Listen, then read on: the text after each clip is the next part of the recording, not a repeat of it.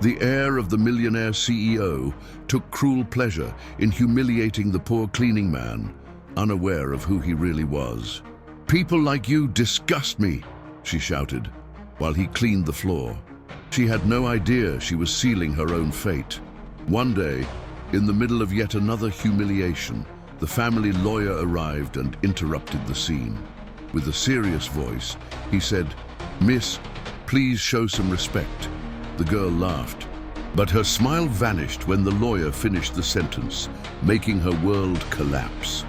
The mirrored lobby of the Ashworth Group was Larissa's last bastion of reality, a sanctuary for a faith the rest of the world had already abandoned.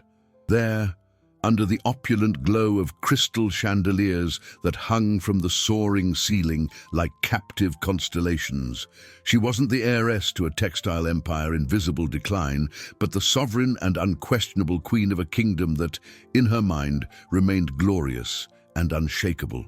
The Italian marble, polished to an almost liquid sheen, reflected her slender, impeccably dressed image.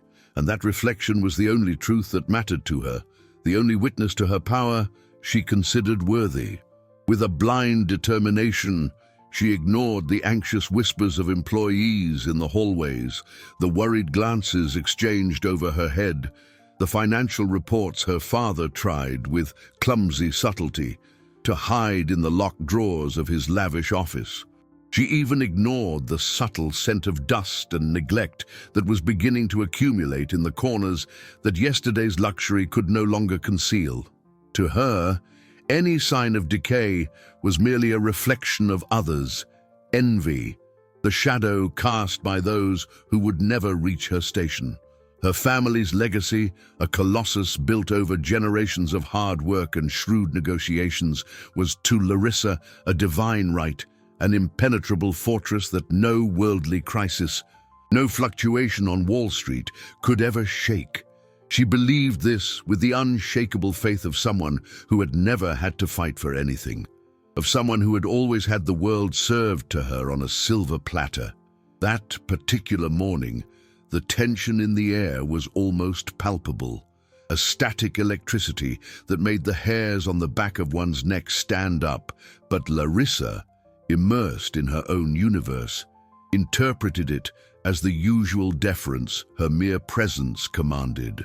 Her father, Mr. Ashworth, was a walking bundle of nerves, his face paler than his starched collar, his hands trembling as he shuffled through documents without truly reading them, awaiting the arrival of a mysterious investor.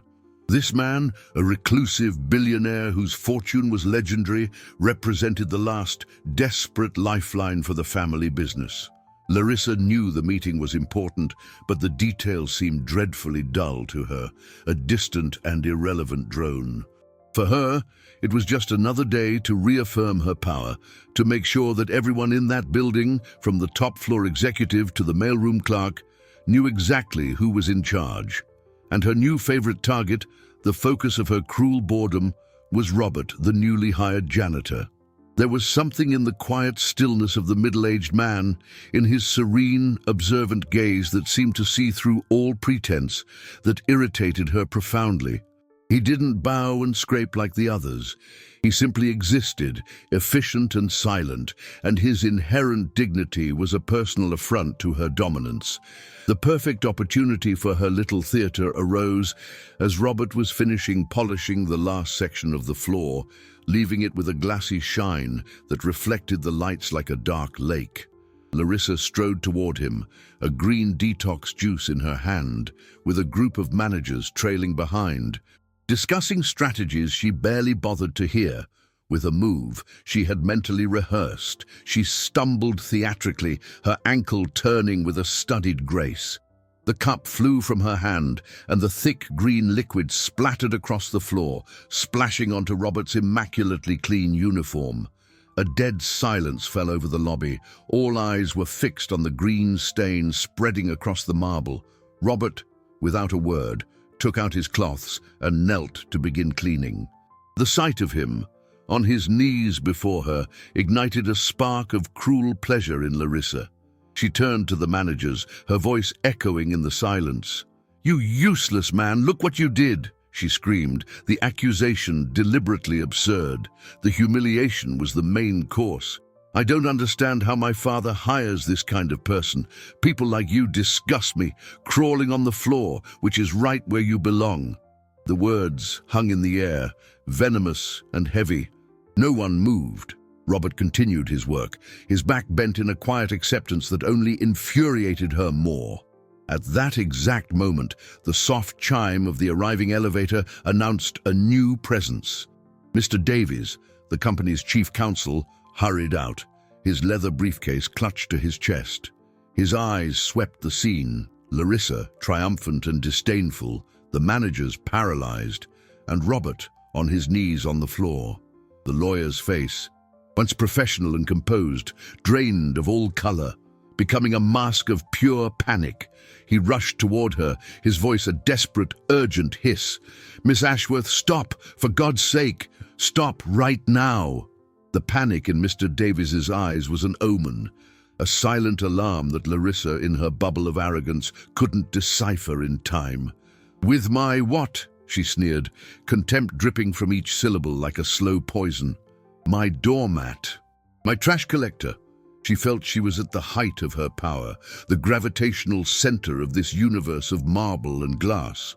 But the universe was about to contract violently, crushing her at its core. "Larissa," her father's voice, Mr. Ashworth's, echoed from across the lobby, not with anger, but with a note of pure desperation that cut through the air.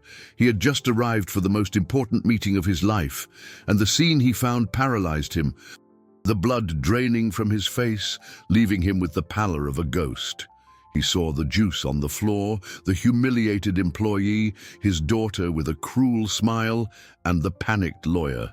In a terrible, lucid instant, he understood that the catastrophe he had spent months dreading had already happened.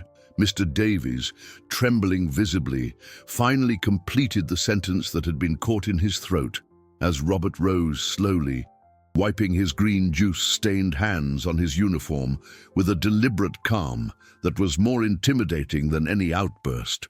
"You shouldn't speak to your new boss that way." The sentence hung in the air, dense, unreal, and absurd. Larissa froze.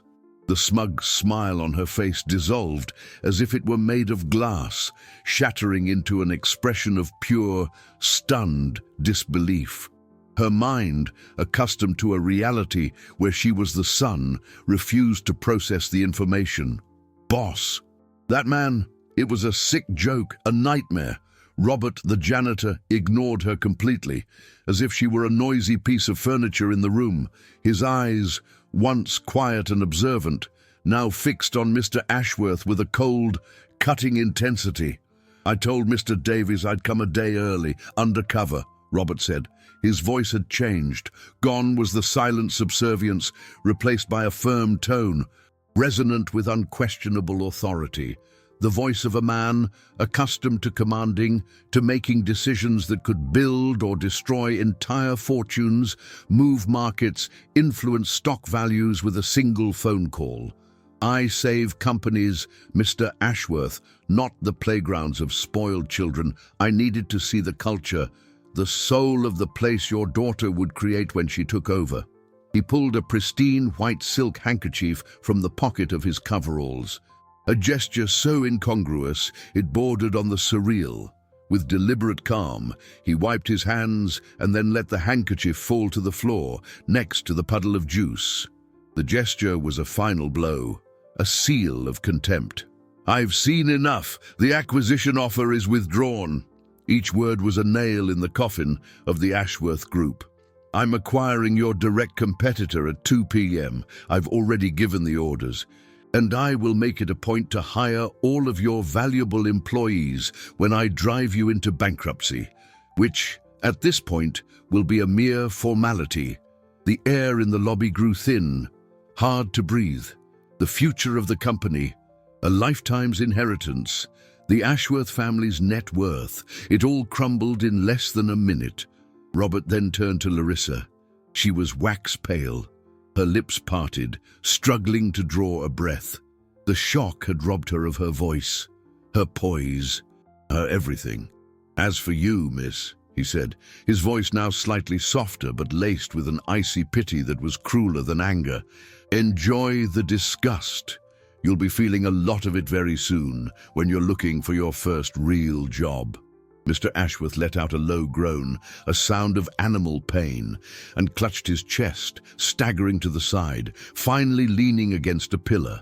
Larissa's world didn't just stop, it inverted, and she was in freefall. With nothing to grab onto, watching the ground of her reality rushing up to meet her with terrifying speed. The fall was brutal, immediate, and absolute. Robert turned and walked toward the exit, his footsteps echoing in the tomb-like silence of the lobby. Each step was the beat of a hammer, sealing the fate of everyone there. No one dared to move or breathe until the glass doors swished shut behind him, leaving behind the ruin and the smell of green juice in the air. It was then that Mr. Ashworth collapsed, not dramatically, but like a puppet whose strings had been suddenly cut, sinking to his knees, his face buried in his trembling hands. The sound of his choked sob, the sound of a broken man, was what finally broke the spell. The managers, once paralyzed spectators, now averted their gazes, some rushing to help their fallen boss with clumsy gestures, others simply backing away, eager to distance themselves from the epicenter of the disaster. As if misfortune were contagious, the news, like an invisible virus, spread through the floors with astonishing speed, traveling through instant messaging networks and whispers at the water coolers.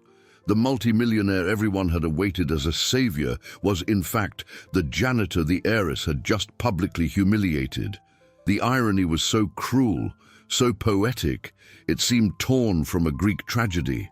Larissa remained motionless for a long moment, her body rigid, her mind a blank screen crackling with static.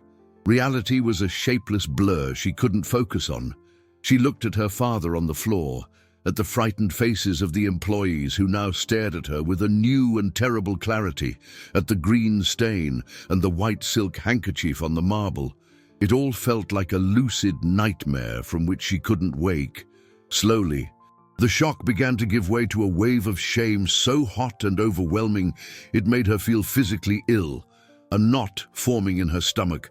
The gazes that once revered or feared her now pierced her with a mixture of pity, contempt, and a poorly disguised satisfaction.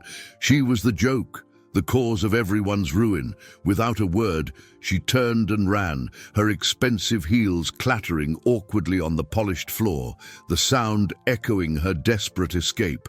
She ran for the refuge of the private elevator, for the safety of her top-floor office. There, she locked the door and leaned against it, her heart hammering wildly against her ribs. The office, with its panoramic view of the Manhattan skyline, had always been her throne, the highest point of her kingdom. Now it felt like a glass cage suspended over an abyss.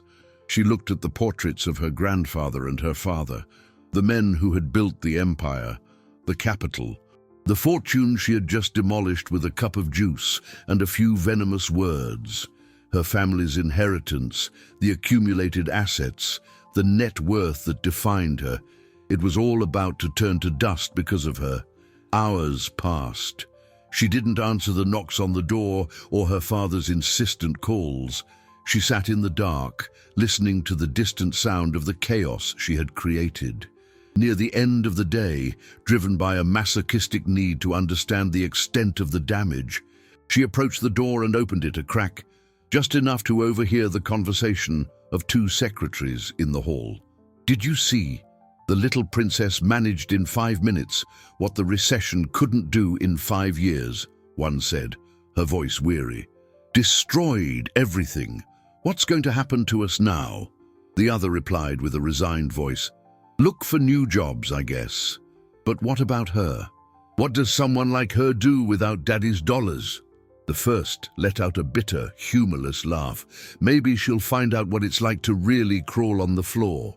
The door clicked shut softly, but the words passed through the wood and lodged themselves in Larissa's heart. each one a splinter of an unbearable truth that was just beginning to reveal itself. Far from the chaos of the Ashworth Group, Robert sat in an office that was the antithesis of the mirrored lobby. The walls were exposed concrete and glass, with minimalist designer furniture and a single-B vibrant and complex abstract painting dominating the space.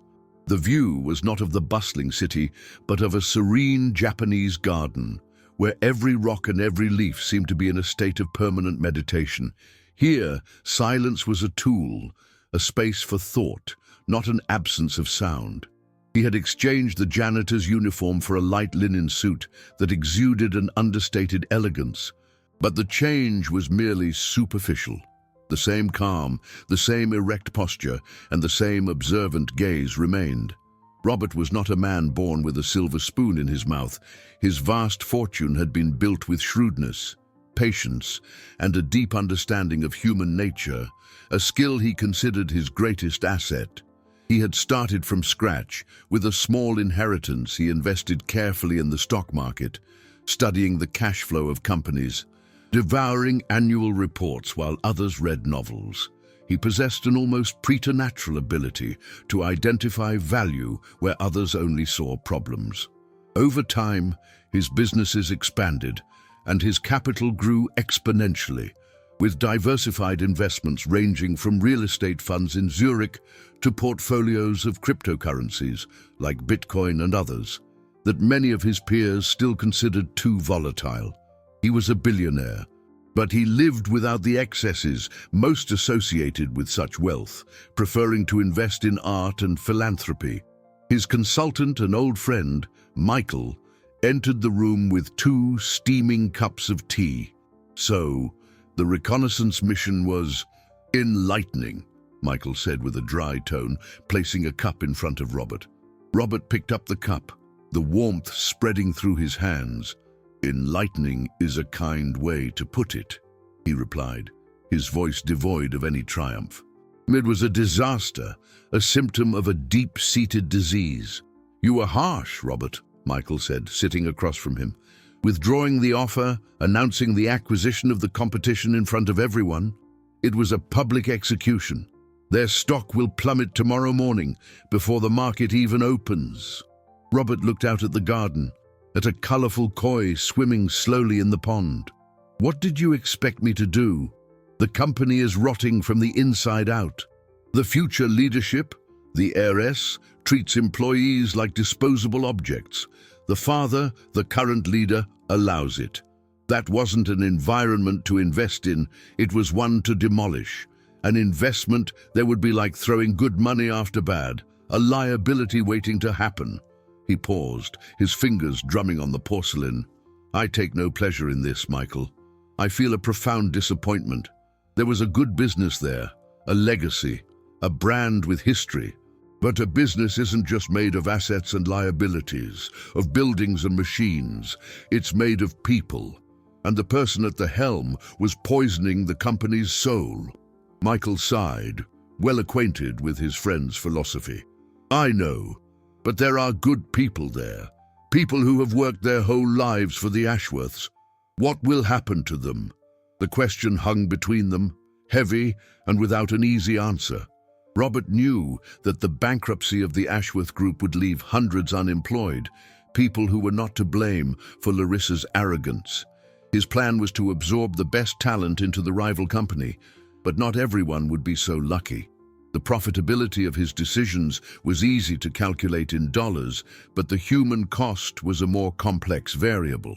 The phone on his desk chimed, a discreet sound that broke the silence. It was his assistant, Mr. Davies, on the line. "Sir, he sounds desperate. He insists on speaking with you." Robert gestured for his assistant to transfer the call. He expected a plea for the deal, an attempt to renegotiate. But the lawyer's voice on the other end was trembling and focused on something completely different. "Sir," Davies began, swallowing hard, "I don't care about the deal. I care about the people. There are weavers, seamstresses, maintenance staff who have been with the company for 40 years. They have nowhere to go.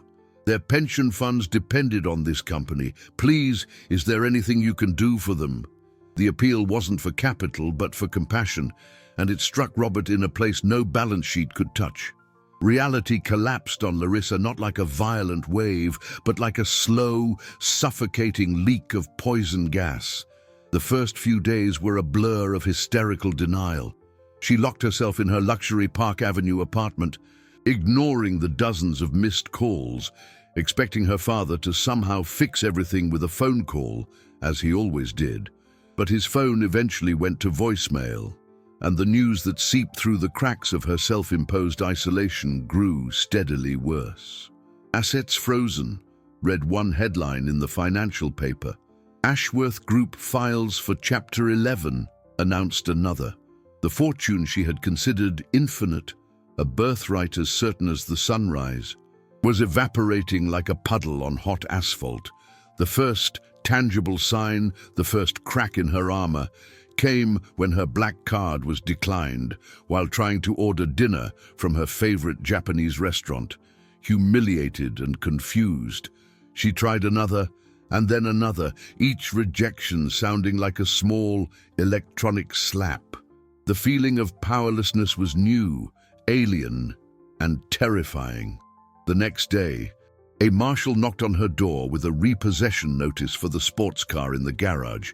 2 days later, the car was gone, towed away. The bubble she had lived in had burst violently, exposing her to the cold, harsh air of reality. Without money, without power, without the automatic deference of others, she didn't know who she was. Her identity was so intertwined with the Ashworth fortune that, without it, she felt like a ghost.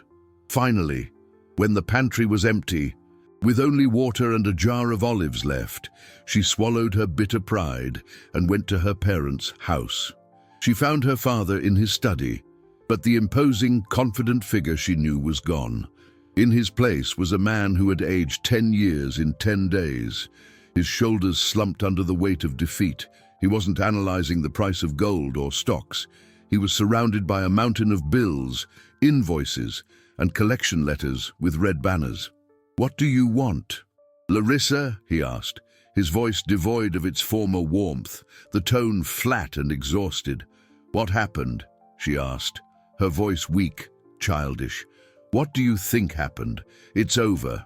Everything. The business, the reputation, the money, the investment funds are locked. We have nothing left. The house will be next." His coldness hit her, and fear gave way to the old, familiar anger, her only defense against the pain. "How could you let this happen?" she screamed, the accusation her only refuge. "You were in charge. You were supposed to protect me. You should have controlled that man." Mr. Ashworth stood up, and for the first time in her life, Larissa saw a dangerous fire in his eyes.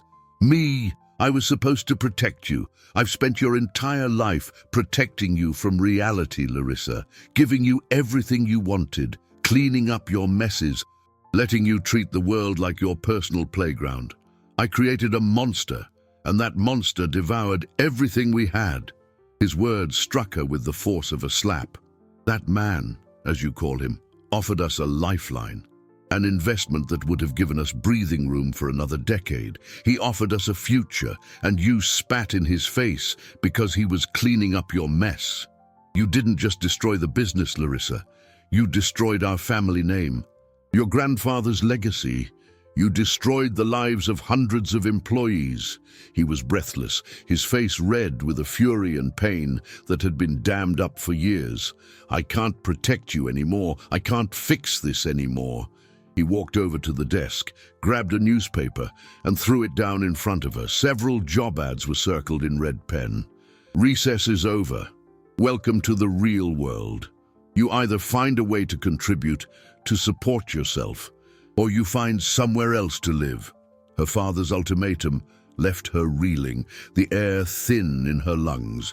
The idea of looking for a job was as foreign and alien to Larissa as building her own house with her own hands. In her mind, the name Ashworth was a universal passport, a master key that opened all doors. She would soon discover, brutally, that this same name was now a stigma, a scarlet letter on her forehead. dressed in what remained of her designer clothes.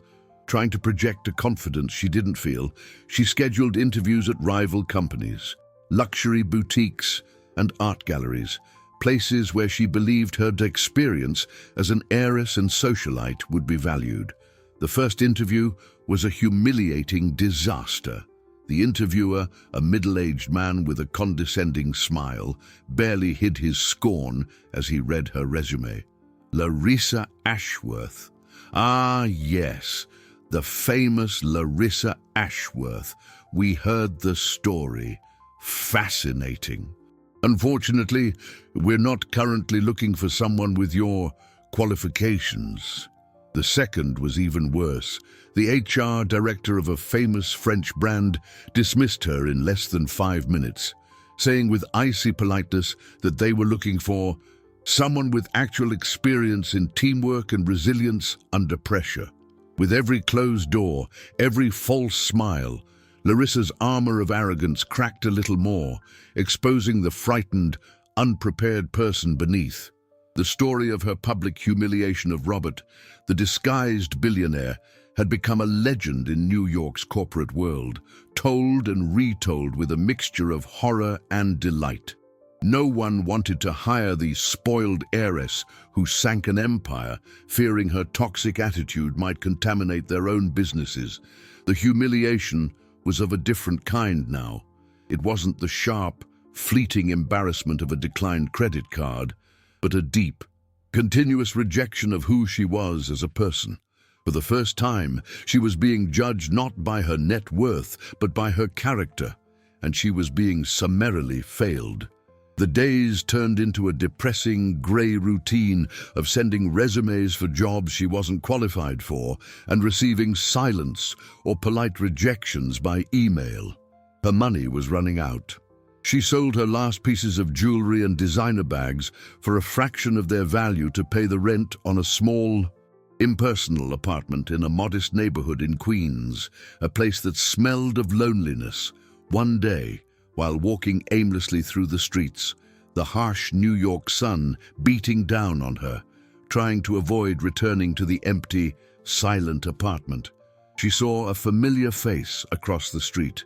It was one of the oldest seamstresses from the Ashworth Group, a white-haired lady who had always smiled at her in the hallways.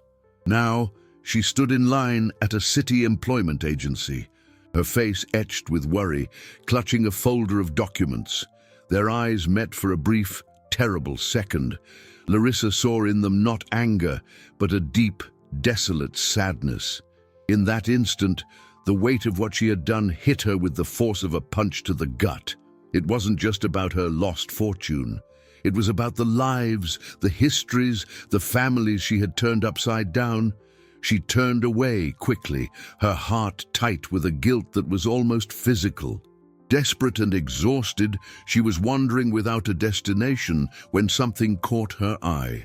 It was a simple sign, handwritten in chalk on a small blackboard in the window of a charming, cozy cafe. Help wanted. The place looked warm, smelling of fresh coffee and baking pastries.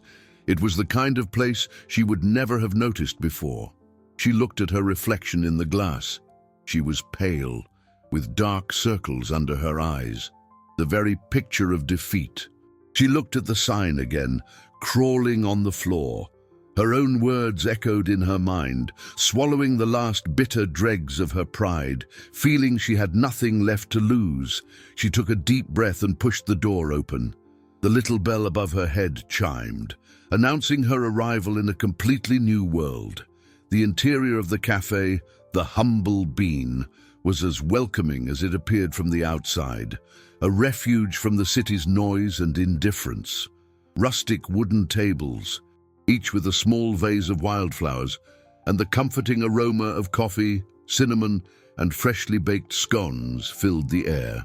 Behind the dark wood counter, a woman in her 60s with grey hair tied in a loose bun and a warm smile that seemed to reach her eyes, was drying cups with a dish towel. This was Rose, the owner, whose presence exuded a calm authority. Larissa approached the counter, feeling clumsy and absurdly out of place in her expensive, though worn, shoes.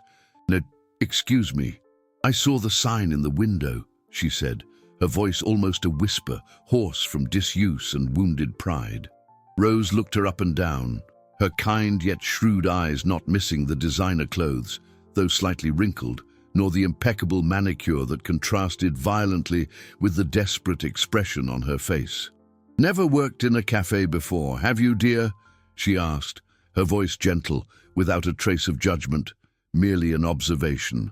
Larissa shook her head, feeling a wave of heat rise up her neck. "No, but I'm a fast learner. I really need the job." There was a raw, stripped-down sincerity in her voice that seemed to convince the woman. Rose pondered for a moment, then hung up the dish towel. "All right, the work is hard. Clearing tables, washing dishes, serving customers, mopping the floor at the end of the day. Pay is minimum wage. You start tomorrow, 7 a.m. sharp. Trial period." The following days were the hardest and most humiliating of Larissa's life. Her body, accustomed to Pilates and massages, ached in ways she didn't know were possible.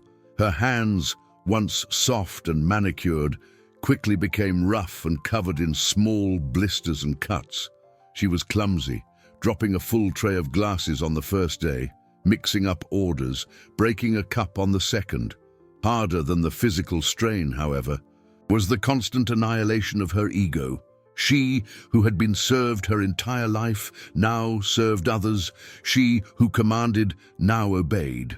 One day, an elegant woman complained loudly that her coffee was cold, treating Larissa with a contempt that was horribly familiar.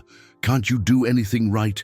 Get your manager. I want someone competent to serve me." Larissa stood frozen, feeling the heat of humiliation flush her face, her ears burning.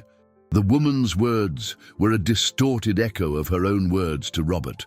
At that moment, standing there with a dish towel in her hand, being the target of a stranger's scorn over a trivial mistake, she finally understood, not as an abstract concept, but as a physical sensation, a sting to the soul. She felt firsthand the powerlessness of being reduced to an object, to a useless thing. It was a painful epiphany, a turning point that broke her and rebuilt her in an instant. She apologized in a choked voice and fled to the kitchen, where the tears finally came. Silent and bitter, she persevered. Driven by a desperate need to survive and a new, fragile sense of purpose, she carried on. She learned to balance the trays, to memorize the orders, to smile even when her feet were screaming in pain. Rose was a demanding but fair boss, offering small words of encouragement that were like a balm. On a rainy afternoon a few weeks later, the cafe was nearly empty. Larissa was wiping down a table near the window, the movement now mechanical and efficient. The bell on the door chimed, a familiar, cheerful sound. She turned, a professional "good afternoon" on her lips, but the words died in her throat. Standing in the entrance, shaking water from a black umbrella, was Robert. Their eyes met across the small cafe. He didn't look surprised, just observant. Time seemed to stop, and the only sound was the rain tapping against the glass, and Larissa's heart hammering uncontrollably against her ribs, a drum of panic and foreboding. Panic was Larissa's first reaction, an icy wave that shot up her spine. A primal instinct screamed at her to run, to hide in the kitchen, to cram herself into the pantry, to disappear. The sight of Robert here in her new, humble world was a collision of universes she was not prepared to face. He was the ghost of her past life, the architect of her ruin, and paradoxically, the silent catalyst of her painful transformation. He watched her, his expression unreadable. There was no mockery in his eyes, not the slightest trace of triumph. There was only a profound calm that completely disarmed her, making her urge to flee seem even more pathetic. She took a deep breath, the smell of ground coffee beans and orange scones grounding her in the present. In the stained apron she wore, running was no longer an option. Running was what the old Larissa would do. Slowly, Feeling the gaze of every one of the few customers on her, she picked up a menu and walked toward his table, each step a battle against the will to become invisible, the wooden floor seeming to stretch for miles. "Good afternoon," she said, her voice surprisingly steady, a feat of pure willpower. "And welcome to the Humble Bean." She placed the menu on the table, avoiding direct eye contact, focusing on a spot just over his shoulder on the brick wall. Robert sat down, his movement fluid and unhurried. He glanced at the menu for a moment, more out of courtesy than need, before setting it down. "I'll just have an espresso, please." His voice was the same one she remembered from that fateful day in the lobby. Calm, controlled, filled with a natural authority that didn't need to be raised to be felt. The ensuing silence was heavy, filled only by the sound of the rain. Larissa jotted down the order on her notepad, her hand trembling slightly, betraying her outward calm. She turned to leave, eager to escape, but his voice stopped her. "How are you finding the work?" The question was direct, without preamble, and surprisingly without malice. It wasn't a taunt, it felt like a genuine inquiry. A collection of data. She turned back to face him, finally meeting his eyes. What she saw there was not the man who had humiliated her, but the man she had humiliated first. And in his gaze, there was a quiet, almost analytical curiosity. She thought about lying, about saying everything was great, but the exhaustion and rawness of her new life left no room for falsehoods. "It's hard," she admitted, the simple confession carrying the weight of weeks of struggle, pain, and small victories. "But I'm learning." The answer seemed to satisfy him. He just nodded once, a gesture of acknowledgement. Larissa went to the counter, prepared the coffee with hands that now moved with more confidence, and brought it to his table, placing the cup down carefully so as not to spill. He drank the espresso in silence, watching the cafe's movements, the rain outside. Larissa tried to keep busy, wiping counters that were already immaculately clean. But his presence filled the entire space, a silent gravitational force. When he finished, he stood and went to the counter to pay. He handed a bill to Rose, who had been observing the entire interaction with a shrewd look over her reading glasses. "Thank you," Robert said to the owner, his voice loud enough for Larissa, who was nearby, to hear clearly. "The coffee here is excellent, and the service is very efficient. I'll be back." With that, he turned, opened his umbrella, and stepped out into the rain, leaving Larissa with her heart still racing, the echo of his words in her mind, and a confusion of feelings she couldn't begin to understand. Was it a compliment, a test, or something else entirely? True to his word, Robert returned. His presence at the Humble Bean became an unexpected element in Larissa's new routine. Not every day, but 2 or 3 times a week, he would become a silent fixture in the cafe.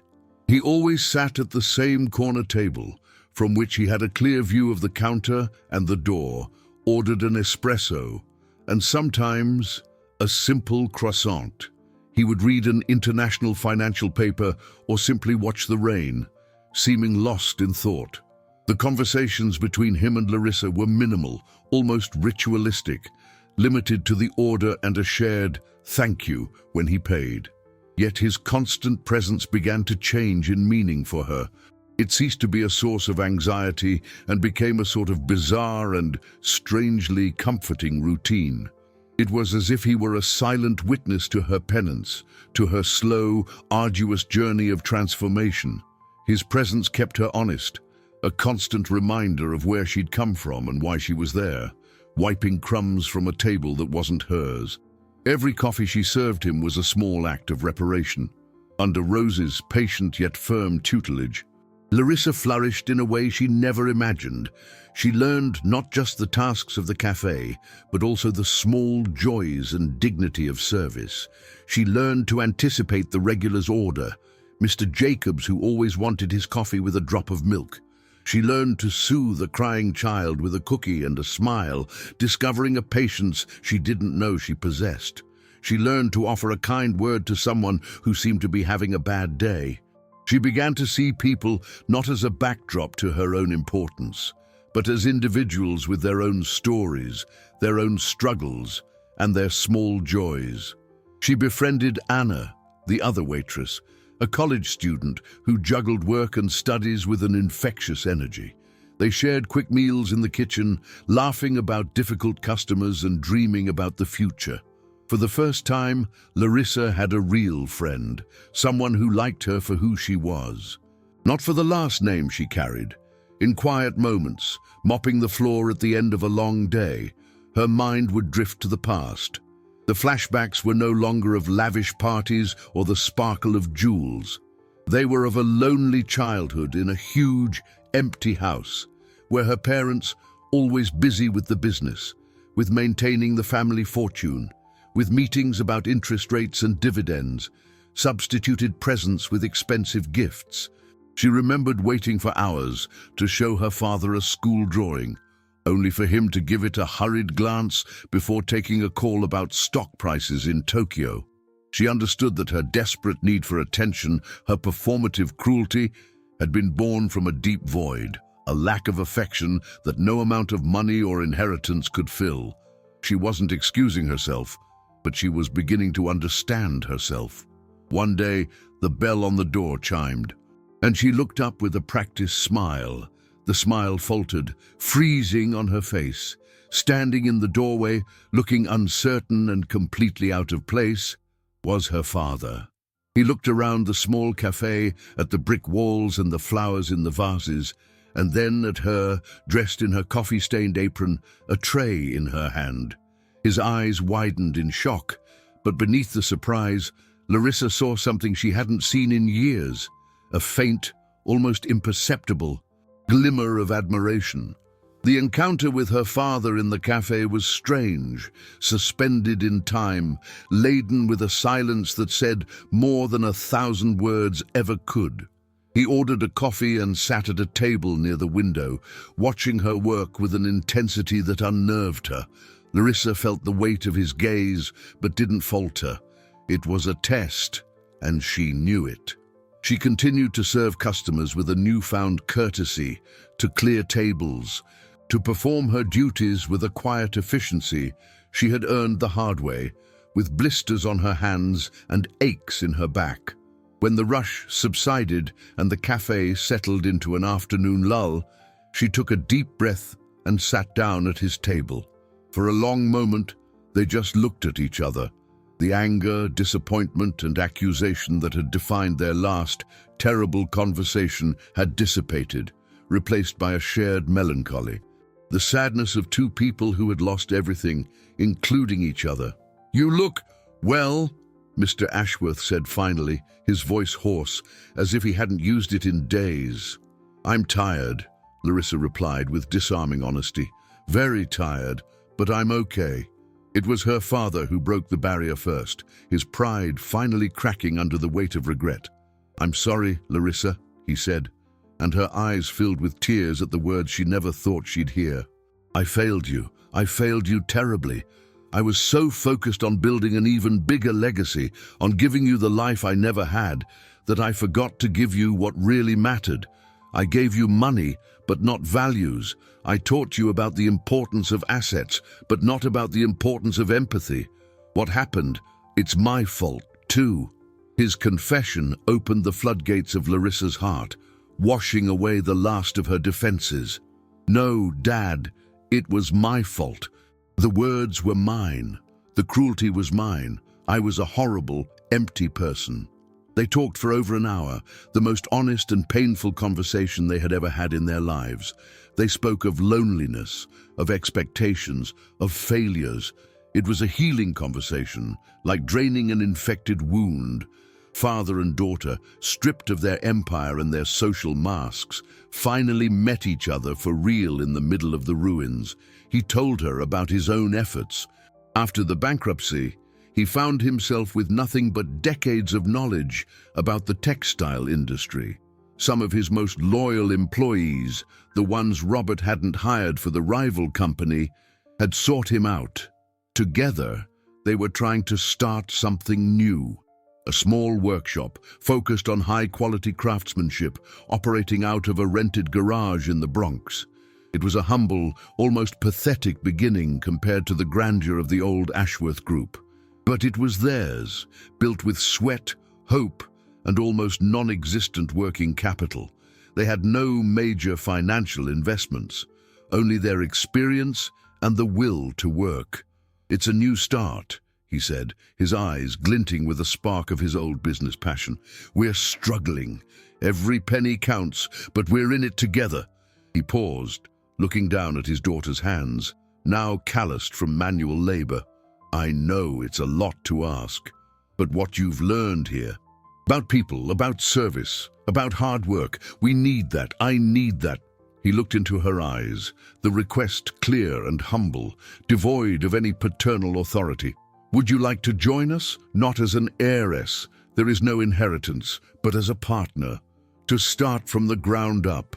The offer hung between them, a lifeline that was also the greatest challenge of her life. Robert had been observing Larissa's transformation from a calculated distance and with an interest that went beyond mere curiosity. His visits to the humble being were not random. They were a way of monitoring the riskiest and most unusual of his investments, a bet on a human being's capacity for change. He saw her initial arrogance melt away, replaced by a humility that wasn't forced. He saw impatience give way to kindness. He overheard her conversations with Rose, noting the respect and affection in her voice. He saw the genuine friendship she developed with her colleague Anna, sharing laughs and confidences. All of it intrigued him deeply. His instincts, honed by years of assessing businesses and people, told him the change was real, not a performance. The reason for his interest, however, ran deeper and was more personal than a simple character test. In a conversation with his friend Michael, while reviewing the performance of some investment funds, he finally revealed the full story. "My father worked in Larissa's grandfather's first textile mill," Robert recounted, his voice calm but with an undercurrent of old emotion. "He was a master weaver, one of the best, a true artist. He gave 30 years of his life to that company, helped build the foundation of their fortune. When automation came in the 90s, he and dozens of others like him were let go without ceremony, with a minimal severance package that barely covered a few months. My father was devastated. He lost more than his job. He lost his identity. He was never the same." He paused, the memory still painful, the image of his father wasting away in an armchair still vivid in his mind. "I swore to myself that one day I would buy that company, not for revenge, not to destroy it, but to transform it into something that valued people like my father, to prove that a business with a soul can generate both profit and dignity." When I saw Larissa in that lobby, I saw the same disposable culture, the same lack of respect. I thought the company's soul was irretrievably dead. Michael listened in silence, understanding the complexity behind Robert's cold business decision. And now, Robert looked out his office window at the New York skyline. Now I'm not so sure. I saw her father visit her at the cafe. I saw the reconciliation in their eyes. I've heard from my contacts that he's trying to start over with his most loyal employees in a garage. Maybe the company's soul wasn't in the building or the name. Maybe it was in those people all along. Moved by this new understanding, Robert made a bold decision. He had already acquired the competitor, stabilizing the market and protecting thousands of jobs. But in a discreet bankruptcy auction, he used one of his shell corporations to buy the assets of the Ashworth Group for a fraction of their value, including the old, abandoned factory where his own father had once worked.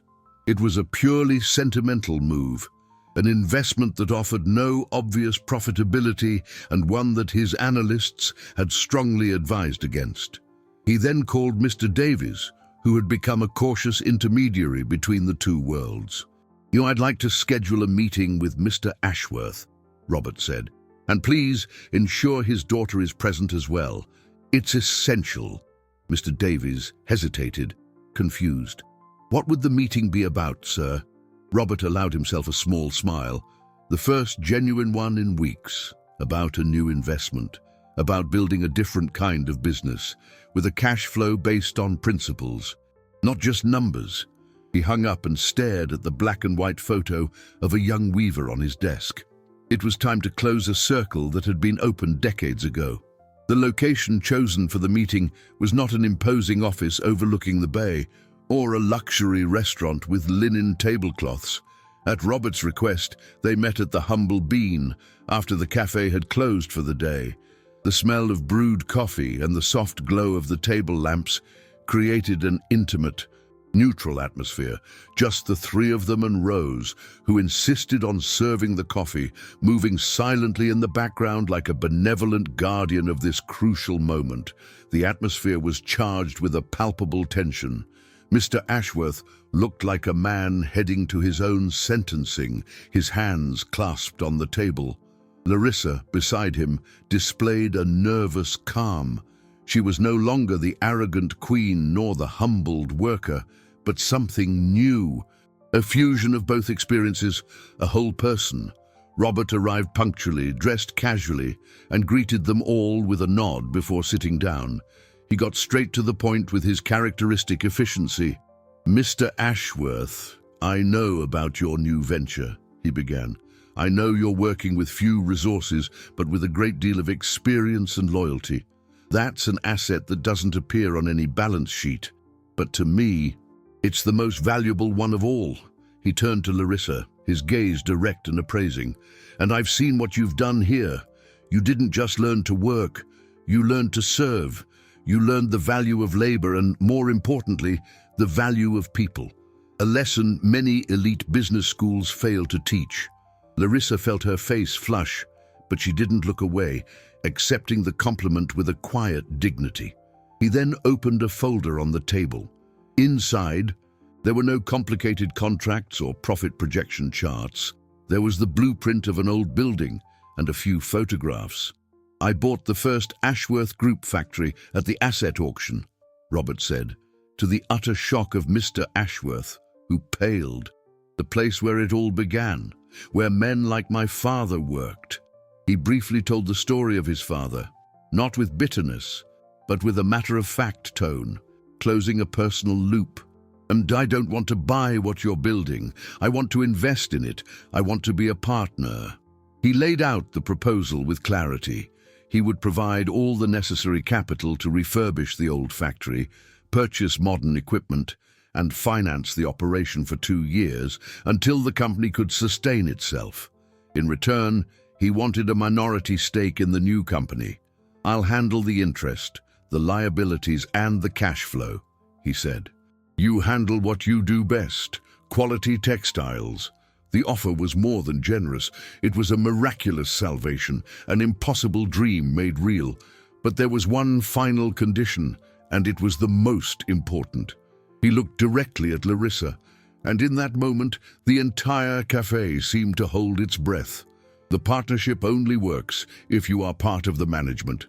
Specifically, I want you to be the director of human relations.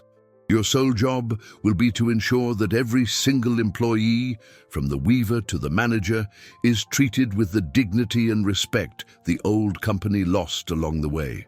The climax of the meeting was not a shout or an explosion, but a deep, resonant silence. The responsibility was immense. The irony was staggering. The man she had humiliated was offering her the sacred task of protecting others from humiliation. It was a test, a chance at redemption, a gamble of trust so great it was almost frightening. Mr. Ashworth looked at his daughter, his eyes filled with a mixture of fear and hope. Their future, once again, was in Larissa's hands. She looked at Robert, the man who had destroyed her world, to show her how to build a new one. And the answer formed in her heart, clear, certain, and unshakable. "I accept." Larissa's voice was clear and steady, devoid of past arrogance or recent hesitation. It was the voice of a woman who knew herself, with all her flaws and her new, unexpected strength. In that yes, spoken in the quiet of the small cafe that had become the stage for her ruin and rebirth. A new future was sealed. The following months were a whirlwind of planned activity and hard work. The partnership was formalized, and the renovation of the old dusty factory began. It was no longer a place of bitter memories and ghosts of the past, but a construction site of hope, the sound of hammers and saws composing a symphony of new beginnings. Larissa threw herself into her new role with a fierce dedication that surprised everyone, including herself. She didn't hide in an air-conditioned office, but spent her days on the factory floor, amidst dust and blueprints, wearing steel-toed boots instead of high heels. She consulted with the architects, but spent most of her time with the future employees, the men and women her father had brought together. She personally interviewed each one, not to test their skills, but to listen to their stories, their concerns, and their ideas. She remembered vividly the feeling of being invisible, of being treated as inferior, and she used that painful memory as her guide, her moral compass. With the help of consultants, but mainly with feedback from the workers themselves, she created training programs, established open and transparent communication channels, and instituted a profit-sharing policy, ensuring that the company's success would be shared by all, not just hoarded at the top. There were challenges, of course. Some of the older workers were suspicious of her, remembering the spoiled princess who had led them to the brink. She didn't try to win them over with speeches or promises, but with consistent action. She learned everyone's names, asked about their families, celebrated birthdays with a simple cake in the break room. When a problem arose with a machine, she didn't call a manager.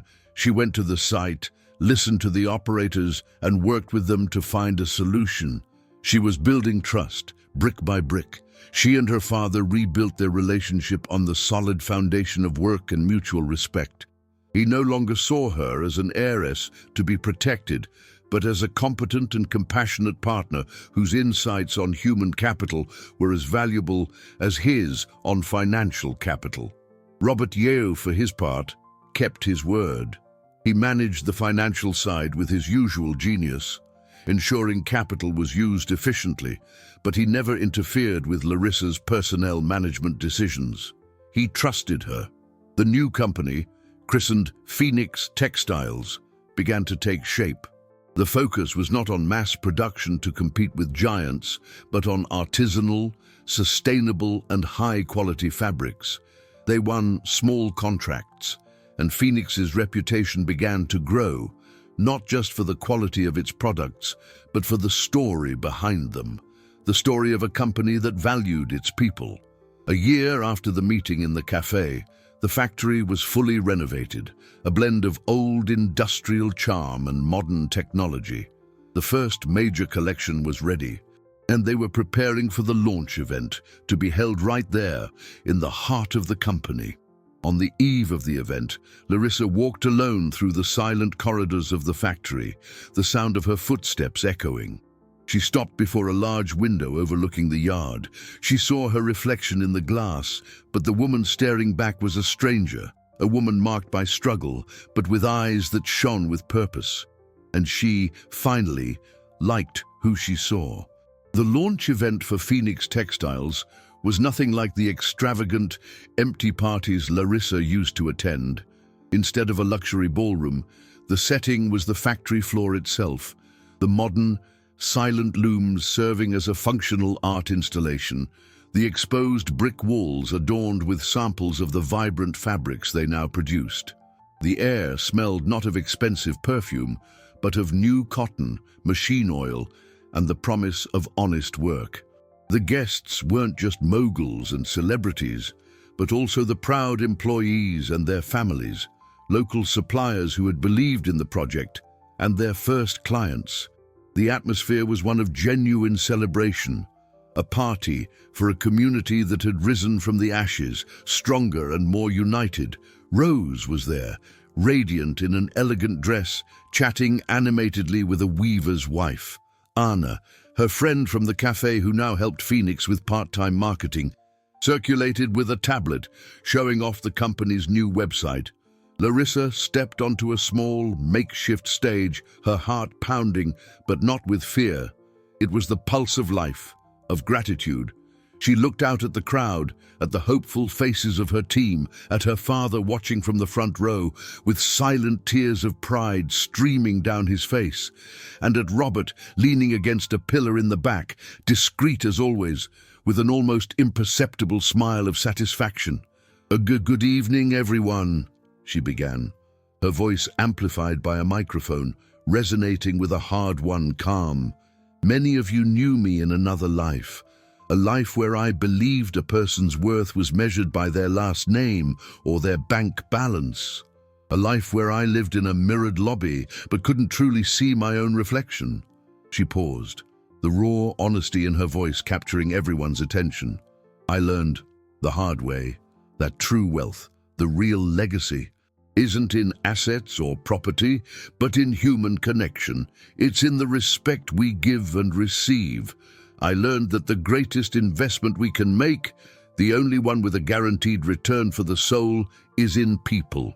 She thanked her father for his perseverance, the employees for their loyalty and trust. Then her eyes found Robert's. "And I need to thank a man who taught me the hardest and most valuable lesson of my life. He didn't just show me the abyss. He gave me the tools to build a bridge across it. He invested in me when I myself was worthless. Thank you, Robert." The applause was warm and sincere. Later, as the party continued, Larissa walked among the machines, talking and laughing with the weavers. She was no longer a distant queen in her castle. She was a leader, a colleague, an integral part of the human fabric she had helped to spin. She stopped beside Robert, who was observing the scene. "Your father would be proud of this," she said softly. "He'd be proud of all of them," Robert replied, his gaze sweeping over the happy faces. "The real inheritance isn't what we leave for people, it's what we leave in them." Larissa smiled, a genuine expression of peace and contentment. Her reflection was no longer in the polished marble of a ruined empire, but in the bright, hopeful eyes of the people around her. And that, she finally understood, was the only image that mattered.